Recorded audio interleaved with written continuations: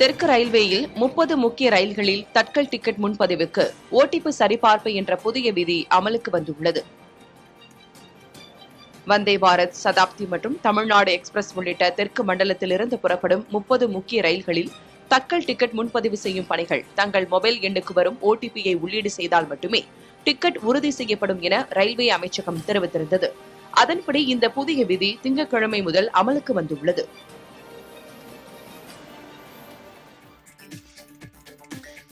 பொருணை அருங்காட்சியகத்தை வரும் 21ஆம் தேதி முதல்வர் மு.க. ஸ்டாலின் திறந்து வைக்க உள்ளதாக அமைச்சர் ஏவா வேலு தெரிவித்துள்ளார். நெல்லை மாவட்டம் ரெட்டியார்பட்டி மலைப்பகுதியில் 56 கோடியே 36 லட்சம் மதிப்பில் தமிழர்களின் வாழ்வியலை உலகறிய செய்யும் விதமாக தாமிரபரணி நதிக்கரைகளான ஆதிச்சநல்லூர், சிவகலை, கொற்கையில் நடந்த அகழாய்வில் சேகரிக்கப்பட்ட பொருட்களை காட்சிப்படுத்தும் வகையில் பொருணை அருங்காட்சியகம் அமைக்கப்பட்டுள்ளது.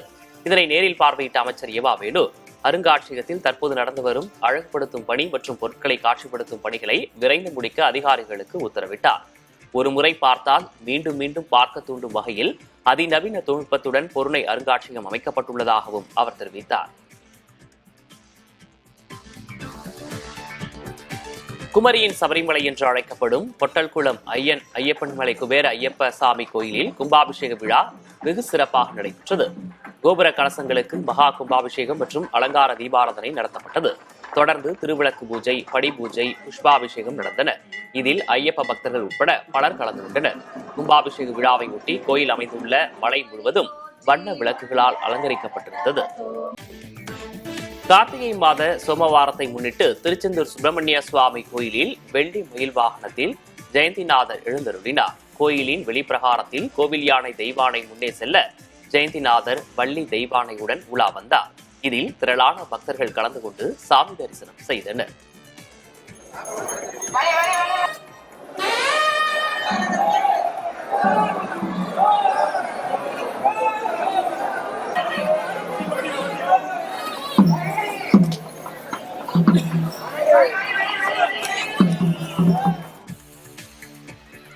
திருத்தணி முருகன் கோயிலின் உபகோயிலான திருவாலங்காடு வடரானேஸ்வரர் கோயிலில் தெப்ப திருவிழா வெகு சிறப்பாக நடைபெற்றது.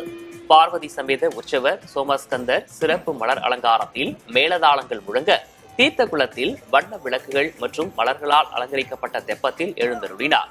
அப்போது குளத்தை சுற்றி ஏராளமான பக்தர்கள் குவிந்து நமச்சிவாய பக்தி முழக்கங்களுடன் சாமி தரிசனம் செய்தனர்.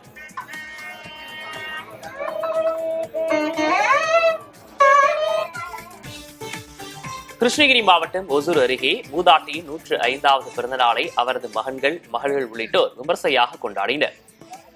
மதகொண்டப்பள்ளி கிராமத்தைச் சேர்ந்த CM கவுடா செங்கல் தயாரிப்பு சூளை தொழில் செய்து வருகிறார். இவர் 3 மூத்த சகோதரர்கள் மற்றும் இளைய சகோதரிகளுடன் கூட்டு குடும்பமாக அதே பகுதியில் வசித்து வருகிறார். கன்னடத்தை தாய்மொழியாக கொண்ட இவரது தாயார் குரு பசவமா 105வது வயதை எட்டியதை அடுத்து அவரது பிறந்தநாள் விழா வெகு சிறப்பாக கொண்டாடப்பட்டது. இதில் மடாதிபதிகள் உட்பட ஏராளமானோர் பங்கேற்றனர்.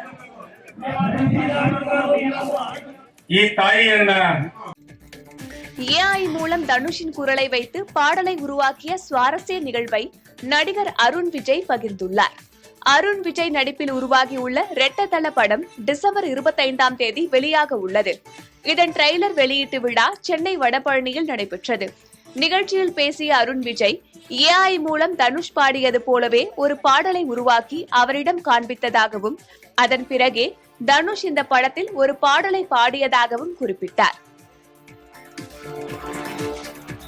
3000 பாடல்களை எழுதிய பின்பு முதன்முறையாக கொம்பு சீவி படத்திற்கு பாடல் எழுத வாய்ப்பு கேட்டதாக சினேகன் பேசியுள்ளார். சண்முக பாண்டியன் நடிப்பில் உருவாகியுள்ள கொம்பு சீவி திரைப்படம் டிசம்பர் 19ஆம் தேதி வெளியாக உள்ளது. இப்பட விழாவில் கவிஞர் சினேகன் உணர்ச்சி பொங்க பேசினார். சினிமாவில் தான் இதுவரை 3000 பாடல்கள் எழுதியுள்ளதாகவும் ஆனால் யாரிடமும் இதுவரை பாடல் எழுத வாய்ப்பு கேட்கவில்லை என்றும் கூறினார். முதன்முறையாக கேப்டன் விஜயகாந்த் அண்ணனுக்காக இந்த படத்தில் வாய்ப்பு கேட்டதாக கூறினார்.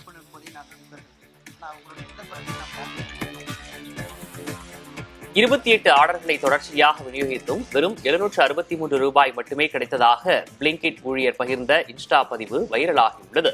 பிளிங்கிட் ஆன்லைன் விற்பனையகத்தில் பணியாற்றி வரும் தப்லியால் என்பவர் அண்மையில் தனது இன்ஸ்டாகிராம் பக்கத்தில் இதனை பதிவிட்டிருந்தார். சில நாட்களில் ஒரு டெலிவரிக்கு வெறும் 15 ரூபாய் மட்டுமே கிடைப்பதாகவும் அவர் வேதனையை வெளிப்படுத்தியிருந்தார். இதனை பலரும் குறிப்பிட்டு பிளிங்கிட் நிறுவனத்திடம் சமூக வலைதளங்களில் கேள்வி எழுப்பி வருகின்றனர். அலுவல் சாரா பகுதி நேர தொழிலாளர்களின் ஊதிய முரண்பாட்டை களைய வேண்டும் எனவும் சிலர் கருத்து பதிவிட்டுள்ளனர். தென்னாப்பிரிக்காவிற்கு எதிரான T20 போட்டிக்கான இந்திய அணியில் திடீர் மாற்றம் செய்யப்பட்டுள்ளது. இந்திய அணியின் ஆல்ரவுண்டர் அக்ஷர் பட்டேல் உடல்நலக்குறைவால் பாதிக்கப்பட்டிருப்பதாகவும் இதன் காரணமாக அவர் அணியிலிருந்து விலகுவதாகவும் அறிவிக்கப்பட்டுள்ளது. அவருக்கு பதிலாக கடைசி 2 T20 ஆட்டங்களிலும் ஷஃபாஸ் அகமது சேர்க்கப்பட்டுள்ளார். கடந்த T20 ஆட்டத்தில் மோசமான தோல்விகளை சந்தித்த தென்னாப்பிரிக்காவுக்கு இந்திய அணியிலிருந்து அக்ஷர் பட்டேல் விலகியிருப்பது சாதகமாக அமையுமா என ரசிகர்கள் மத்தியில் கேள்வி எழுந்துள்ளது. இரு அணிகளுக்கும் இடையேயான 4வது T20 ஆட்டம் புதன்கிழமை நடைபெற உள்ளது. வரலாற்றிலேயே இல்லாத அளவாக தங்கத்தின் விலை 1,120,000 ரூபாய் என்ற புதிய உச்சத்தில் விற்பனையாகிறது.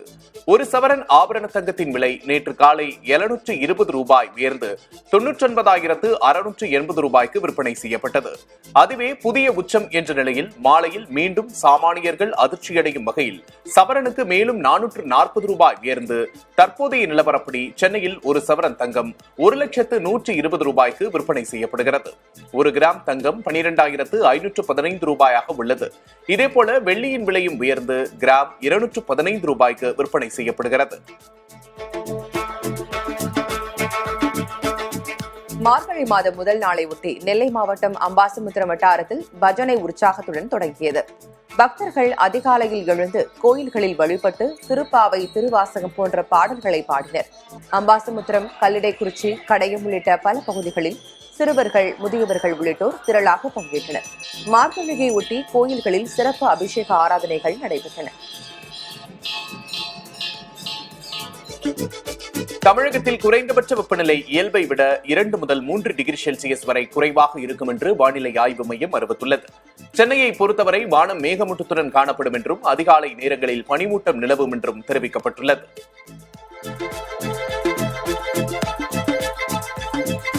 தமிழகத்தில் இன்று முதல் 18ஆம் தேதி வரை மழை பொழியும் என வானிலை மையம் தெரிவித்திருக்கிறது. கடலோர தமிழகத்தின் ஒரு சில இடங்களிலும் புதுச்சேரி மற்றும் காரைக்கால் பகுதிகளிலும் இன்று மழை பெய்யக்கூடும். தமிழகம் மட்டுமின்றி புதுச்சேரியிலும் வரும் 18ஆம் தேதி வரை ஒரு சில இடங்களில் மழை பெய்யும் என்று வானிலை மையம் கணித்துள்ளது.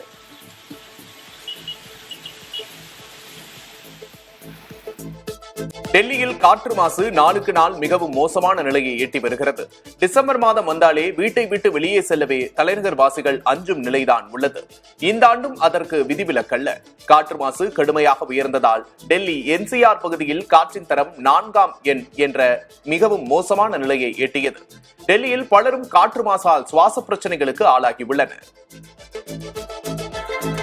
டெல்லியில் காற்றின் தரம் மோசமடைந்து வருவதை கருத்தில் கொண்டு அனைத்து பள்ளிகளிலும் 5ஆம் வகுப்பு வரையிலான மாணவர்களுக்கு நேரடி வகுப்புகள் மறு அறிவிப்பும் வரும் வரை நிறுத்தி வைக்கப்படுவதாக அறிவிக்கப்பட்டுள்ளது.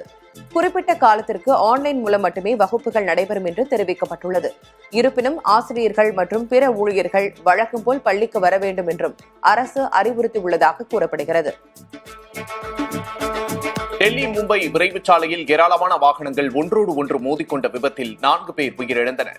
டெல்லியை காற்று மாசு ஒருபுறம், காலை வேளைகளில் பனிமூட்டம் மறுபுறம் வாட்டி வதைத்து வருகின்றது. இந்நிலையில் டெல்லி மும்பை விரைவுச் சாலையில் காலை நேரத்தில் பனிமூட்டம் அதிகரித்திருந்த சூழலில் ஏராளமான வாகனங்கள் மோதி விபத்துக்குள்ளாகி இருக்கின்றன. இந்த விபத்தில் 4 பேர் உயிரிழந்தனர். 10க்கும் மேற்பட்டோர் காயமடைந்துள்ளனர்.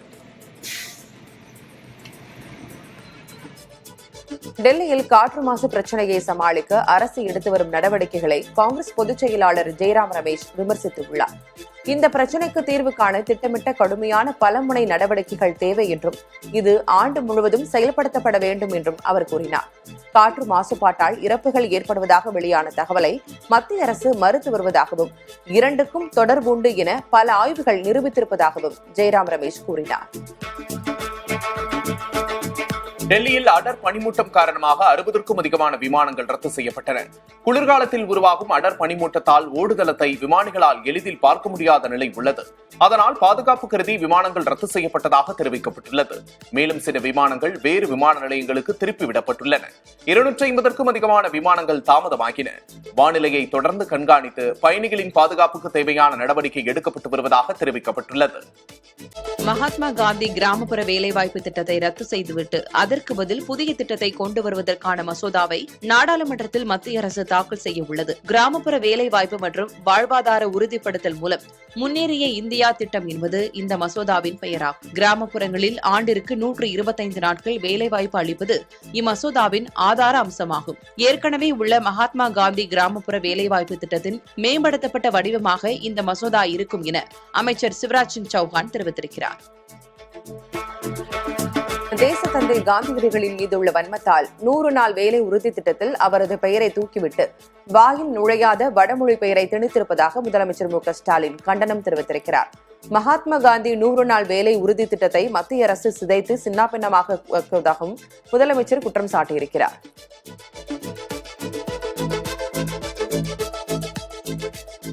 மகாத்மா காந்தியின் பெயரை கிராமப்புற வேலைவாய்ப்பு திட்டத்தில் இருந்து நீக்குவது சரிதானா என்று காங்கிரஸ் பொதுச் செயலாளர் பிரியங்கா காந்தி வினவியுள்ளார்.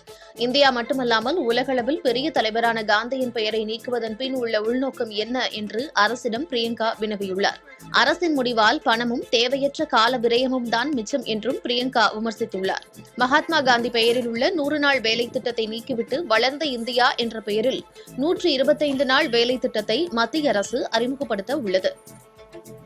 காங்கிரஸ் தொண்டர்கள் பிரதமர் மோடிக்கு கொலை மிரட்டல் விடுத்ததாக கூறி நாடாளுமன்றத்தின் இரு அவைகளிலும் பாஜக உறுப்பினர்கள் அமளியில் ஈடுபட்டனர். அவை தொடங்கியதும் மறைந்த உறுப்பினர்களுக்கு அஞ்சலி செலுத்தும் நிகழ்வு நடைபெற்றது. இதன் பின்னர் பேசிய மத்திய அமைச்சர் கிரண் ரிஜிஜு காங்கிரஸ் கூட்டம் ஒன்றில் பிரதமருக்கு உயிருக்கு அச்சுறுத்தல் விடுக்கப்பட்டதாக குற்றம் சாட்டினார். உயர்கல்வி ஆணையத்தை அமைப்பதற்கான மசோதா மக்களவையில் தாக்கல் செய்யப்பட்டது. இதன்படி உயர்கல்வி ஆணையத்தின் கீழ் நாடெங்கும் உள்ள மத்திய பல்கலைக்கழகங்கள், கல்லூரிகள் கொண்டுவரப்படும். 12 உறுப்பினர்கள் கொண்ட இந்த ஆணையத்தின் தலைவரை குடியரசுத் தலைவர் நியமிப்பார். IIT-கள், NIT-கள், IIM-கள் போன்ற உயர்கல்வி அமைப்புகளும் இந்த ஆணையத்தின் கீழ் வரும். UGC, AICTE, NCTE போன்ற அமைப்புகளுக்கும் பதில் இந்த ஆணையம் கொண்டுவரப்படும்.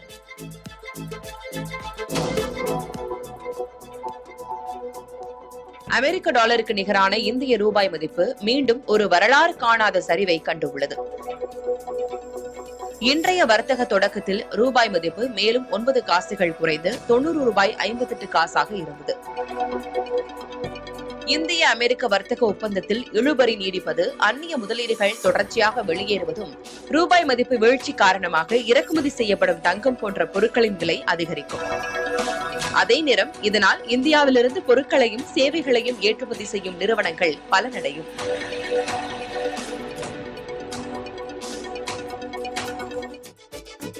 ஜோர்டான் மன்னர் 2ஆம் அப்துல்லா பின் அல் ஹுசைனை சந்தித்த பிரதமர் நரேந்திர மோடி இந்த சந்திப்பு இரு நாடுகளின் உறவுகளுக்கு புதிய உத்வேகத்தை தரும் என்று நம்பிக்கை தெரிவித்தார்.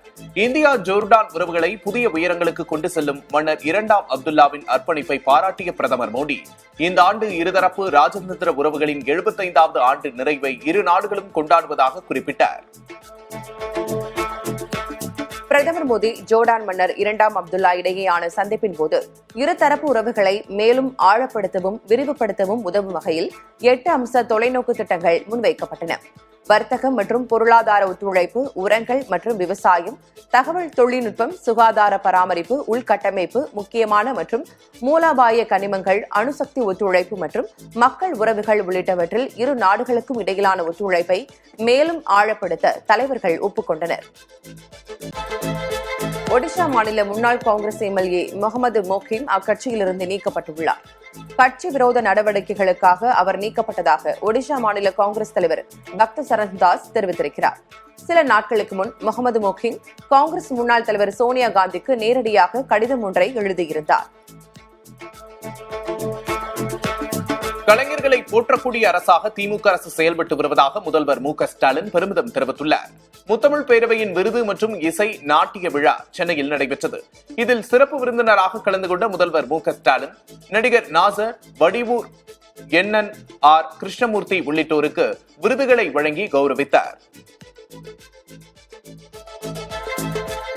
தமிழகத்தில் அடுத்த ஆண்டு சட்டமன்ற தேர்தல் நடைபெற உள்ள நிலையில் அதிமுகவில் விருப்ப மனு விநியோகம் தொடங்கியுள்ளது. சென்னை ராயப்பேட்டையில் உள்ள MGR மாளிகையில் விருப்ப மனு விநியோகத்தை அதிமுக பொதுச் செயலர் எடப்பாடி பழனிசாமி தொடங்கி வைத்தார்.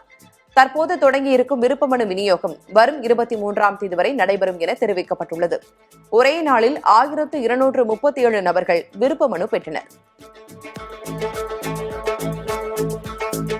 கட்சியிலிருந்து யாரும் வெளியேறிவிடக் கூடாது என்பதற்காகவே அதிமுகவில் முன்கூட்டியே விருப்ப மனு வாங்க தொடங்கிவிட்டனர் என்று தமிழக இயற்கை வளங்கள் துறை அமைச்சர் ரகுபதி கூறியுள்ளார்.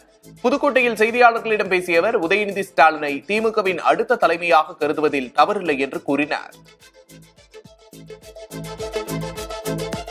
ஈரோடு விஜய் கூட்டத்திற்கு கர்ப்பிணிகள் குழந்தைகள் வர வேண்டாம் என தாவேக நிர்வாக குழு தலைமை ஒருங்கிணைப்பாளர் செங்கோட்டையன் அறிவுறுத்தியுள்ளார்.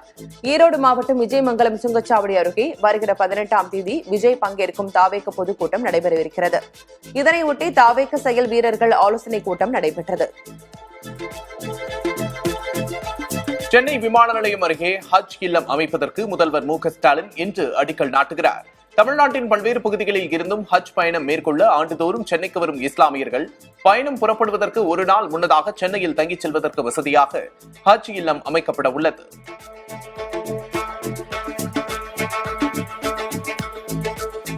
அதிமுக புல்லட் ரயில் போன்றது என அக்கட்சியின் முன்னாள் அமைச்சர் ஜெயக்குமார் தெரிவித்திருக்கிறார். சென்னையில் செய்தியாளர்களிடம் பேசிய அவர் அதிமுக என்ஜின் இல்லாத கார் போன்றது என்ற துணை முதலமைச்சர் உதயநிதியின் விமர்சனத்திற்கு பதிலளித்திருக்கிறார். அதிமுக புல்லட் ரயில் போன்று வேகமாக செல்லக்கூடியது எனவும் துணை முதலமைச்சர் உதயநிதி அப்டேட் இல்லாமல் பேசுவதாகவும் ஜெயக்குமார் தெரிவித்தார். திருப்பரங்குன்றம் மலை உச்சியில் தீபம் ஏற்றுவது தொடர்பான மேல்முறையீட்டு மனுக்கள் உயர்நீதிமன்ற மதுரை கிளையில் நீதிபதிகள் ஜெயச்சந்திரன் மற்றும் கே ராமகிருஷ்ணன் அமர்வில் விசாரணைக்கு வந்தன. தேவஸ்தானம் மற்றும் அறநிலையத்துறையின் தரப்புகள் தீபம் ஏற்றுவது கோவில் நிர்வாகத்தின் தனி உரிமை என்றும் அது ஆகம விதிகளின்படி தொடர வேண்டும் என்றும் வாதிட்டன. அதேவேளையில் தர்கா மற்றும் ஜமாத் தரப்புகள் தனி நீதிபதி உத்தரவால் சமூக நல்லிணக்கம் பாதிக்கப்படுவதாகவும் தங்களுக்கு உரிய வாய்ப்பு வழங்கப்படவில்லை என்றும் குற்றம் சாட்டினர். சினிமா தயாரிப்பாளர் ஆகாஷ் பாஸ்கரன் தாக்கல் செய்த நீதிமன்ற அவமதிப்பு வழக்கில் அமலாக்கத்துறை உதவி இயக்குநர் சென்னை உயர்நீதிமன்றத்தில் நிபந்தனையற்ற மன்னிப்பு கேட்டார். ஆகாஷ் பாஸ்கரனிடம் இருந்து கைப்பற்றப்பட்ட ஆவணங்களை திரும்ப ஒப்படைக்க உத்தரவிட்ட உயர்நீதிமன்றம் மேற்கொண்டு நடவடிக்கை எடுக்கவும் தடை விதித்தது. இந்நிலையில் கைப்பற்றப்பட்ட ஆவணங்கள் தொடர்பாக ஆகாஷ் பாஸ்கரனுக்கு அமலாக்கத்துறை சம்மன் அனுப்பியது. இதையடுத்து அமலாக்கத்துறைக்கு எதிராக ஆகாஷ் பாஸ்கரன் தரப்பில் நீதிமன்ற அவமதிப்பு வழக்கு தொடரப்பட்டது.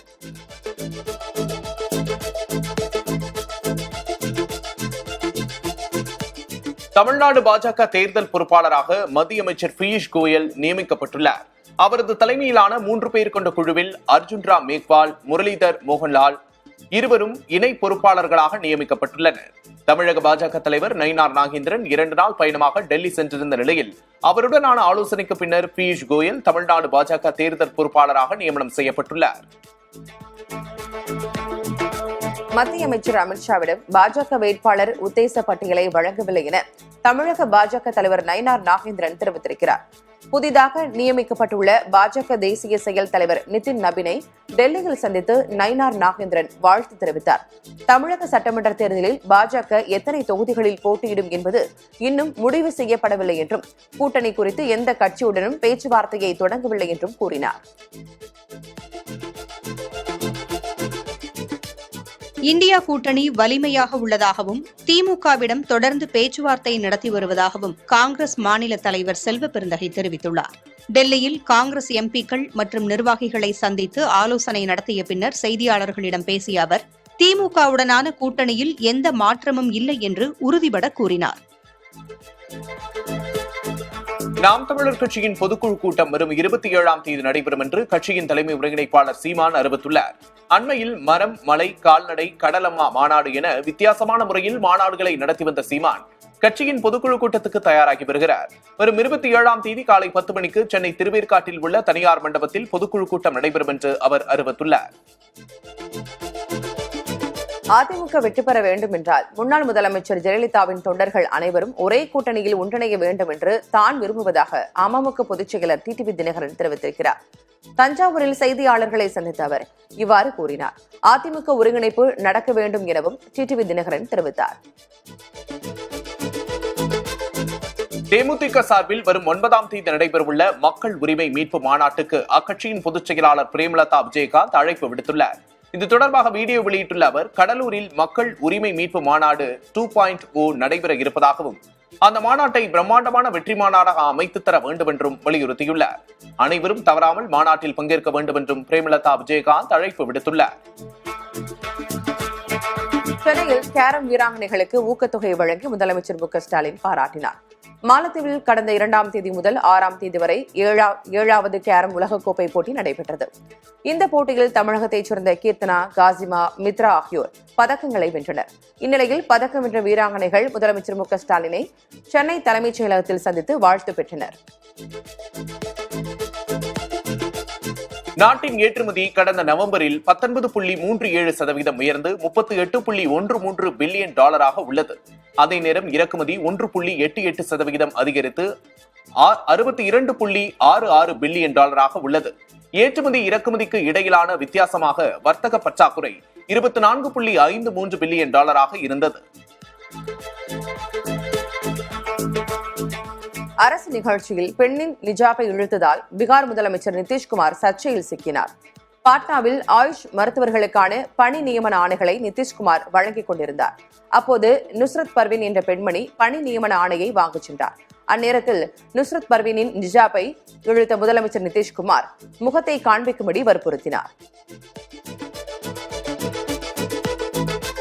காஞ்சிபுரம் மாவட்ட நீதிபதி செம்மலின் பணியிடை நீக்க உத்தரவை திரும்பப் பெற வேண்டும் என்று பேராசிரியர்கள், கல்வியாளர்கள், மனித உரிமை செயற்பாட்டாளர்கள் வலியுறுத்தியுள்ளனர். உயர்நீதிமன்றத்தில் டிஎஸ்பி சங்கர் கணேஷ் தொடர்ந்த வழக்கில் நீதிபதி செம்மல் பழிவாங்கும் நோக்கில் பணி இடைநீக்கம் செய்யப்பட்டிருப்பதாகவும் அவர் மீதான நடவடிக்கையை கைவிட வேண்டும் என்றும் கேட்டுக் கொண்டுள்ளனர். அண்ணா பல்கலைக்கழக மாணவி பாலியல் வன்கொடுமை செய்யப்பட்ட வழக்கில் குற்றவாளி ஞானசேகரன் குண்டர் சட்டத்தில் அடைக்கப்பட்ட உத்தரவை சென்னை உயர்நீதிமன்றம் ரத்து செய்துள்ளது. ஞானசேகரன் மீதான குண்டர் சட்டத்தை ரத்து செய்ய கோரி அவரது தாயார் கங்காதேவி சென்னை உயர்நீதிமன்றத்தில் மனு தாக்கல் செய்திருந்தார்.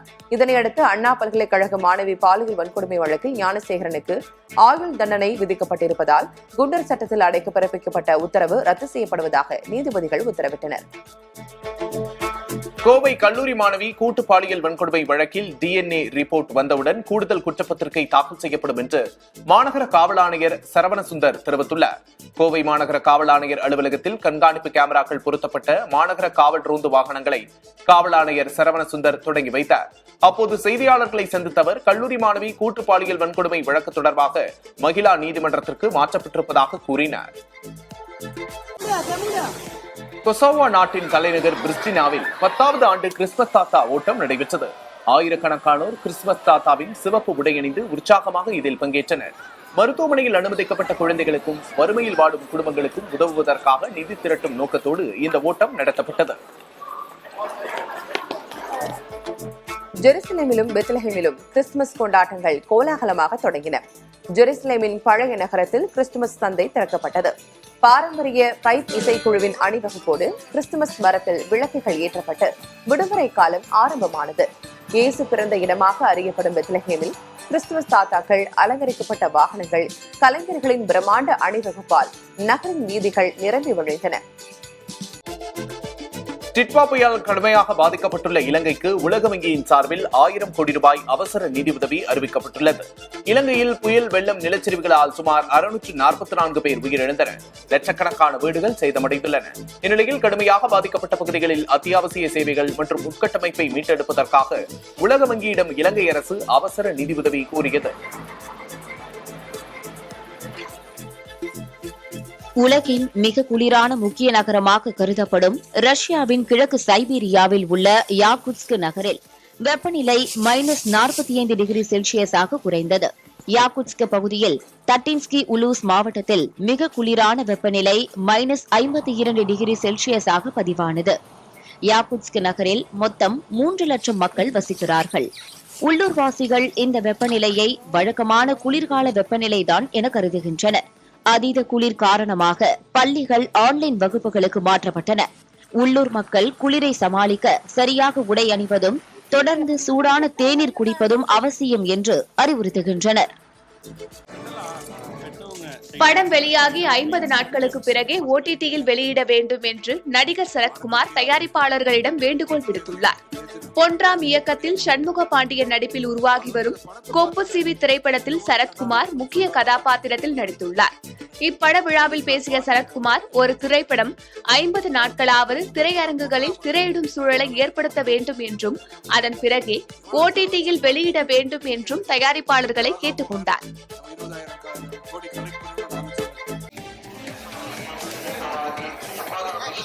சபரிமலை கோயிலில் தங்கம் திருடு போன சர்ச்சை தொடர்பாக சிறப்பு விசாரணை குழுவிடம் காங்கிரஸ் மூத்த தலைவர் ரமேஷ் சென்னிதாலா பல்வேறு முக்கிய தகவல்களை அளித்துள்ளார்.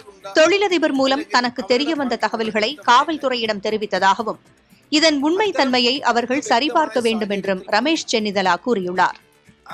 விசாரணை குழுவிடம் என்ன கூறினேன் என்பதை வெளியே கூற முடியாது என்றும் அது விசாரணையை பாதிக்கும் என்றும் ரமேஷ் சென்னிதாலா தெரிவித்தார்.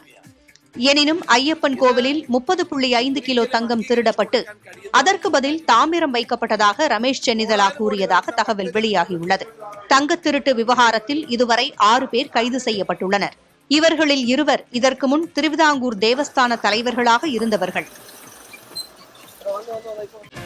வாழ்க்கை முறையில் ஆரோக்கியமான மாற்றங்களை செய்வதன் மூலம் இரத்த சர்க்கரை அளவை சாதாரணமாக வைத்திருந்தால் நீரிழிவு அபாயம் உள்ளவர்களுக்கு மாரடைப்பு, இதய செயலிழப்பு மற்றும் குறைந்த வயது மரணம் ஏற்படும் அபாயம் பாதியாக குறையும் என்று ஆய்வு ஒன்று கூறுகிறது.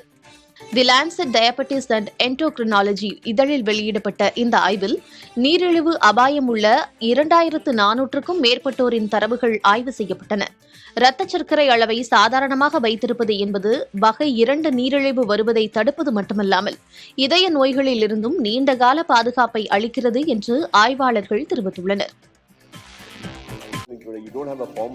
திரைப்பட அறிமுக விழாக்களில் கலந்து கொள்வதில்லை என்ற குற்றச்சாட்டுக்கு நடிகர் யோகி பாபு பதிலளித்துள்ளார். நடிகர் கிச்சா சுதீப்பின் மார்க் படக்குழுவினர் சென்னையில் செய்தியாளர்களை சந்தித்தனர். அப்போது நடிகர் யோகி பாபுவிடம் புதிய படங்களின் அறிமுக விழாக்களில் கலந்து கொள்வதில்லை என்ற விமர்சனம் முன்வைக்கப்படுவது குறித்து கேள்வி எழுப்பப்பட்டது. இதற்கு பதிலளித்த யோகி பாபு, ஒரு படத்தில் 4 காட்சிகள் மட்டுமே நடித்திருக்கக்கூடிய பட்சத்தில் தன்னுடைய படத்தை முதன்மைப்படுத்தி பெரிய பேனராக வைத்து விடுகிறார்கள் என்று கூறினார். மேலும் நேரம் கிடைக்கும் போது எல்லா பட விழாக்களிலும் கலந்து கொள்வதாகவும் யோகி பாபு பதிலளித்தார். அந்த படத்துல 2 நாள் நடிச்சவன் நான் அந்த லிஸ்ட் எடுத்து கொடுத்துறேன். நீங்க அந்த படத்துல கேளுங்க, இந்த படத்துல என்ன பண்ணணுமோ அதை பத்தி பேசுங்க. இப்ப சொன்னார் இல்லையா, சுரேஷ் சார் சொன்னார் இல்லையா, கரெக்டான ப்ரொடியூசர், தரமான ப்ரொடியூசர். நான் சத்யஜோதியில தியாகராஜர் கம்பெனில நான் ஆரம்ப காலத்துல இருந்து அவங்ககிட்ட வாய்ப்பு கேட்டு அவங்க ஆபீஸ்ல என்ன இன்னைக்கு அவங்க ஃபேமிலியில ஒருத்தரை தான் பண்ணிட்டு இருக்கேன். அவருக்கு என்ன டைம் கேட்கறோம் அந்த டைம் வந்துடும். அந்த ப்ரொடியூசருக்கு எல்லாருமே நாங்க சப்போர்ட் தான் பண்றோம். நீங்க எடுத்து பாருங்க, அவங்கள கூப்பிட்டாங்க, நம்ம உட்காந்து பேசிடுவோம். அது கரெக்டா இருக்கும். நம்ம 2 பேரை பேசுவோம். உங்க கேள்விக்கு நான் பதில் சொல்றேன். அவங்கள கூப்பிட்டாங்க. மார்க் படக்குழுவினரின் செய்தியாளர் சந்திப்பின் போது யூடியூபர் எழுப்பிய கேள்வியால் நடிகர் கிச்சா சுதீப் அதிர்ச்சியடைந்தார். செய்தியாளர் சந்திப்பின் போது படத்தில் நடித்த 2 நடிகைகள் மேடையில் ஒய்யாரமாக அமர்ந்திருந்த நிலையில் யூடியூபர் ஒருவர் இதே போன்றுதான் படத்திலும் தங்களை ஓரமாக அமர வைத்திருக்கிறார்களா என கேள்வி எழுப்பினார். உடனே இந்த கேள்விக்கு தான் பதிலளிப்பதாக கூறிய நடிகர் கிச்சா சுதீப் ஓரமாக அமர்ந்திருந்த நடிகைகள் 2 அழைத்து நடுவில் அமர வைத்தார். தொடர்ந்து அவர் நடிகை அமர்ந்திருந்த இருக்கைக்கு சென்று அமர்ந்து கொண்டார்.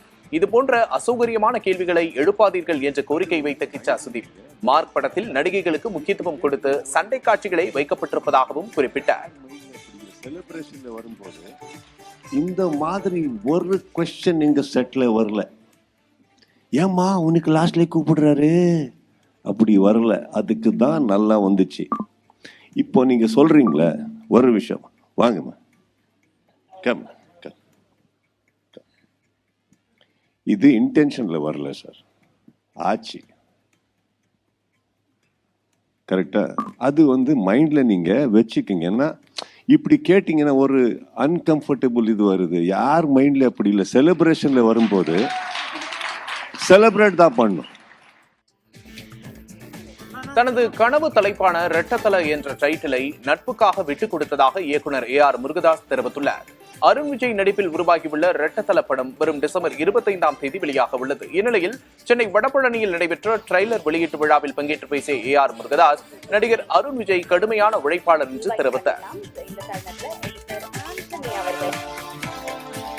இந்த டைட்டில் ரெட்டத்தல நான் பண்ணணும்னு வச்சு ரொம்ப நாளா என்னோட ட்ரீமா வச்சிருந்த ஒரு டைட்டில். அதுலேன்னு இவர் சார் அந்த டைட்டில் எனக்கு வேணும்னு கேட்டாரு. நான் கொடுத்துட்டேன். கொடுக்கலன்னா பிடிங்கிருப்பா, வேற என்ன பண்றது.